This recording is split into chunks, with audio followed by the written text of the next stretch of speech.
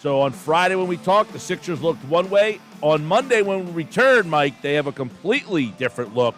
They go out and get Paul George. We kind of thought that was going to happen, but it got a little murky there.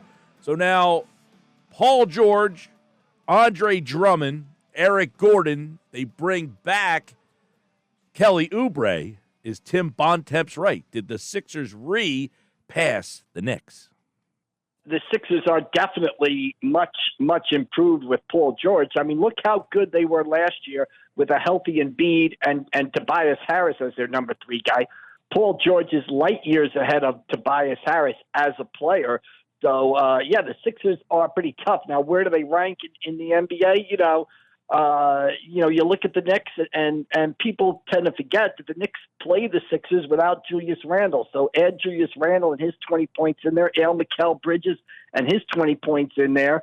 The Knicks got a lot of wings to sort of throw at Paul George on the defense and on the offensive side of the ball, too. So we'll see. But there's no doubt you have to agree 100% that the Sixers are an improved team over last year's roster. And with a healthy Embiid, they were the second best team in the East last year as it was. So, yeah, they're very, very good, and you cannot knock what they did. Yeah, the one thing, I want to get your thoughts on this, and I know Paul George coming. I mean, if you just flip-flopped last year, Harris out and George in, I don't know that series is really all that competitive, to be honest with you. I think the Sixers probably beat the Knicks. Now, I know a lot of people disagree with me, but I thought Hartenstein really was a big factor in that series. The Sixers just had no answer for him at times, and I thought losing him was big. So you basically swap out Harris for a guy like George, and then them losing Hartenstein, I think that's a big flip-flop.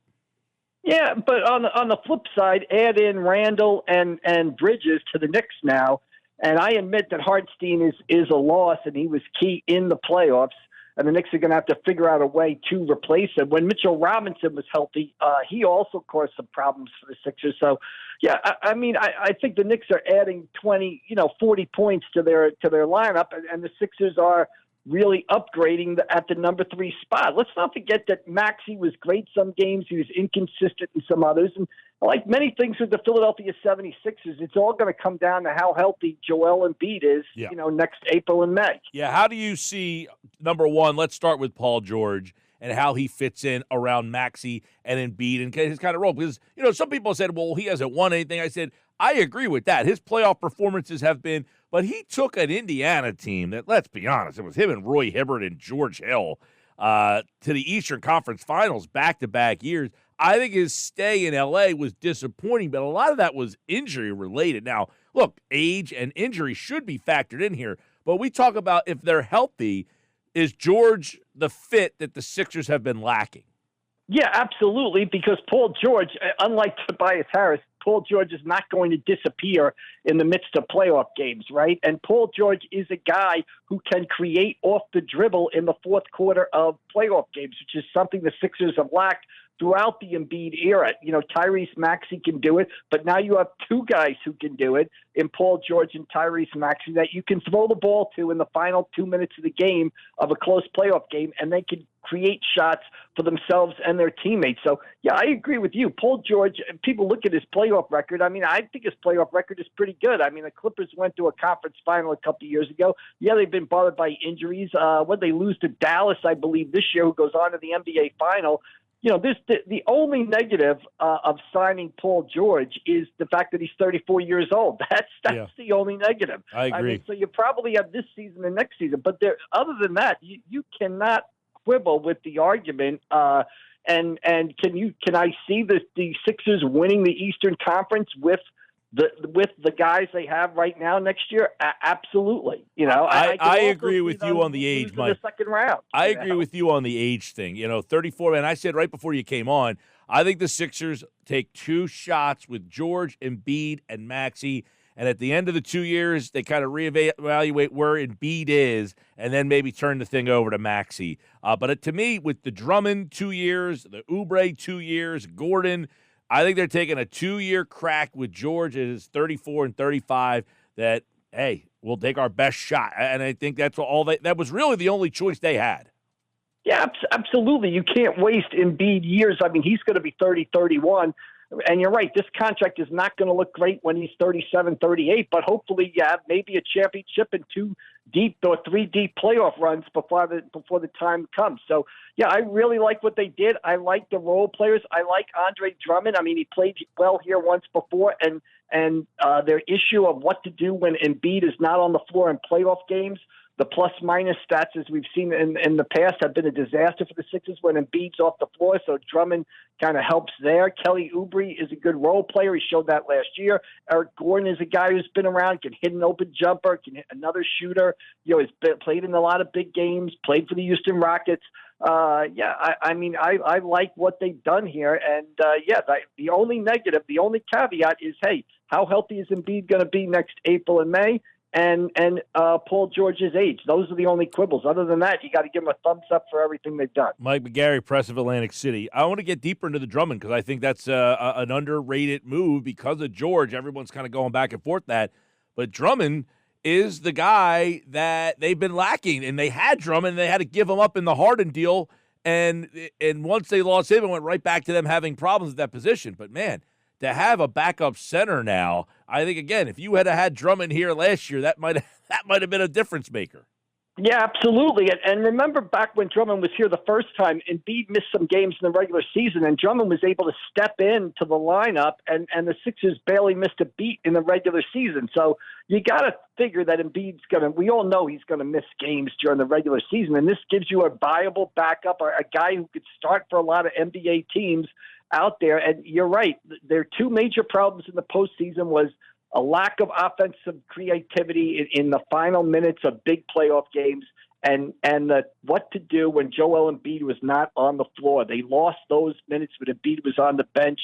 They just got completely creamed in those moments. And now with Drummond, they've solved that issue, the backup center issue. And again, let's hope they don't trade him midway through the season. But because he's a guy that I think is key and solves one of their big postseason problems. By the way, Nick Batum has signed with the Clippers, so he goes back to L.A., and Klay Thompson has reached an agreement to join the Dallas Mavericks, a 3-year, $50 million deal. Klay to Dallas. Nick Batum is returning to L.A., so they don't get Batum back, which I guess is a mild disappointment. I think a lot of people thought that he may come back here, but he doesn't. But they do get Oubre and Eric Gordon. So give me your thoughts on how those 2 guys now, getting Oubre back, and I guess he kind of slides down the list of importance. But Eric Gordon, I think, sneaky as a guy who, unlike Buddy Hield, has a lot of playoff experience, a lot of big games. He was at times the only willing shooter for those Rockets teams on the nights where Harden didn't feel like showing up. So I think he's a sneaky, interesting addition.